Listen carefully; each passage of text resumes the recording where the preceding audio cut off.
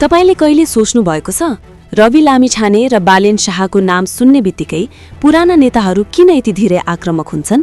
किन गाली, किन व्यक्तिगत आरोप र किन चरित्र हत्याको प्रयास गर्दैछन्? के यो केवल राजनीतिक प्रतिस्पर्धा हो वा कसैको जगै हल्लिएको डर हो? सत्य तीतो हुन्छ र सत्य यो हो कि रवि र बालेन कुनै पात्र मात्र होइनन्, तिनीहरू त पुराना नेताहरूको असफलता देखाउने ऐना हुन्। जब जब यी दुईले काम गरेर देखाउँछन् वा प्रश्न सोध्छन्, तब तब पुराना नेताहरूलाई आफ्नै अनुहार कुरूप लाग्न थाल्छ।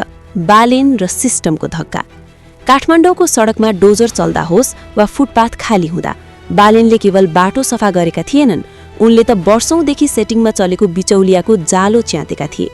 पुराना दलहरूलाई डर छ, यदि बालेन सफल भए भने उनीहरूले दशकौंदेखि राजनीति गरेको भोट ब्याङ्क र ठेक्कापट्टाको व्यापार सधैँका लागि बन्द हुनेछ।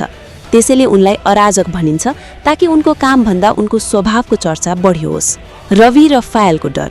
संसदको रोस्टममा उभिएर जब रविले पुराना फाइल खोल्ने कुरा गरे र फाइल खोले, तब सत्ताको कुर्सी हल्लियो। किन?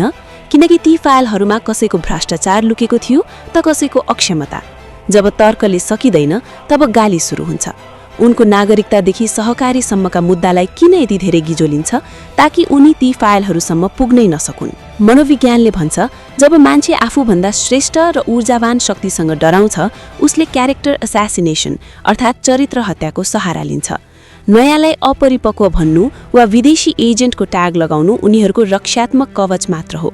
यो कुनै सिद्धान्तको लडाईँ होइन, यो त केवल आफ्नो भत्किँदै गरेको साम्राज्य जोगाउने अन्तिम कोसिस हो।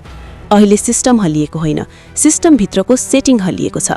जनताले आशा देख्न थालेका छन् र यही आशा नै पुराना नेताहरूको सबैभन्दा ठूलो शत्रु बनेको छ। सत्यले पोल्छ र अहिले त्यही सत्यको रापले पुरानाहरू छटपटाइरहेका छन्। अहिले समय बदलिएको छ। अब गालीले होइन, डेलिभरीले मात्रै राजनीति टिक्छ। अब प्रश्न गर्ने पालो तपाईको। तपाईँ सेटिङको पक्षमा कि परिवर्तनको पक्षमा? तपाईँ त्यही पुरानो रोज्नुहुन्छ कि नयाँ आशा जगाएका रवि र बालेन रोज्नुहुन्छ? निर्णय तपाईको।